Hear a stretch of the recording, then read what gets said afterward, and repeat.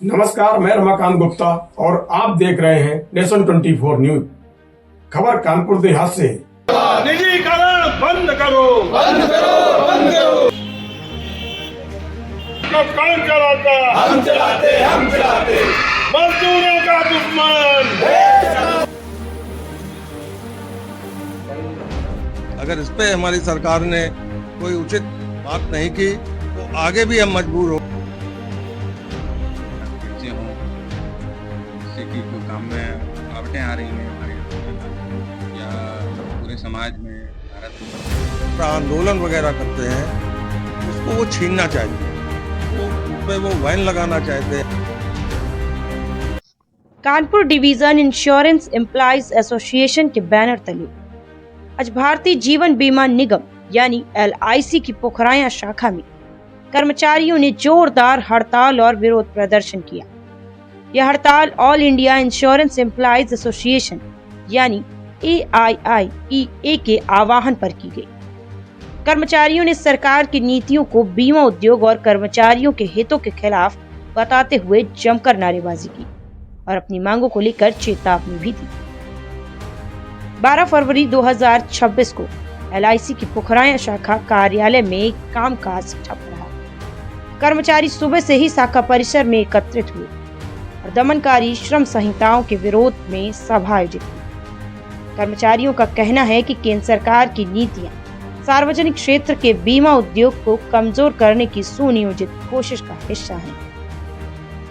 प्रदर्शनकारियों ने LIC में क्लास 3 और क्लास 4 पदों पर नई भर्ती की मांग को प्रमुखता से उठाया। वहीं पोखराया ब्रांच मैनेजर वरुण झा ने बताया कि लगातार कम होती कर्मचारी संख्या से काम का दबाव बढ़ रहा है, जिससे सेवाओं की गुणवत्ता भी प्रभावित हो रही है। हमारी शाखा में हमारे KDI की टीम के माध्यम से सरकार की श्रम नीतियों के विरोध में प्रदर्शन किया जा रहा है और सारे क्लास 3 वर्ग के लोगों ने मिलकर में सहभागिता की है और सभी लोग एक साथ में हैं।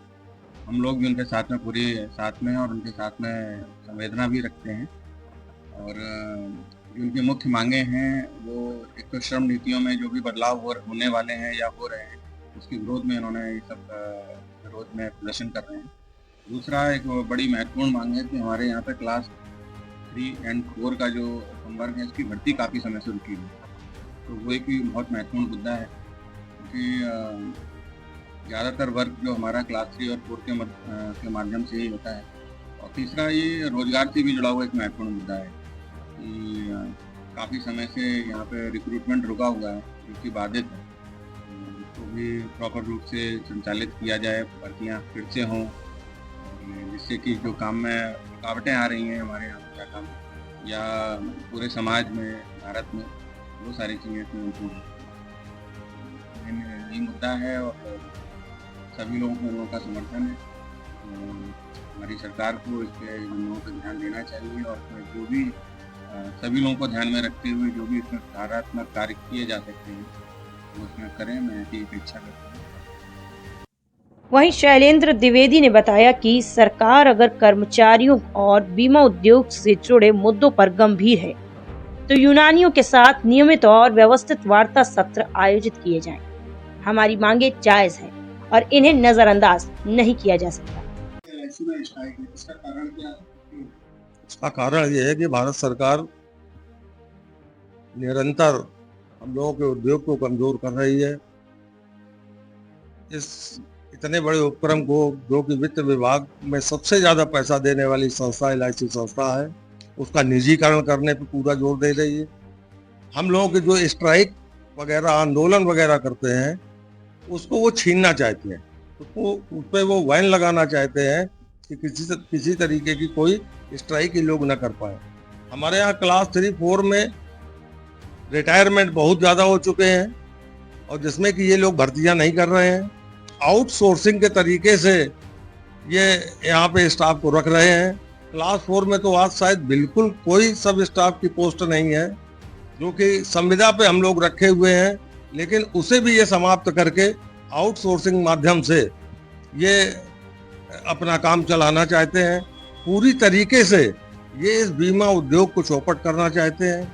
निजीकरण काफी कुछ ये लगा चुके हैं और ये 100% निजीकरण करना चाहते हैं, जिसमें कि पूरा स्वामित्व वही ईस्ट इंडिया कंपनी के समय जो हुआ था, सारे विदेशी लोग आएंगे और यहाँ अपना बीमा का बाजार व्यापार करके और अपने देश चले जाएंगे। इसी का हम लोग बराबर भारत सरकार के विरोध में स्ट्राइक कर रहे हैं, धरना कर रहे हैं, प्रदर्शन कर रहे हैं। उसी के तहत आज 12 फरवरी की ये स्ट्राइक हुई है। अगर इस पे हमारी सरकार ने कोई उचित बात नहीं की तो आगे भी हम मजबूर होकर के भारत सरकार के खिलाफ हड़ताल करेंगे। कर्मचारियों ने सरकार को चेतावनी देते हुए कहा, यदि नीतियों में सुधार नहीं हुआ तो आने वाले समय में आंदोलन और तेज किया जाएगा।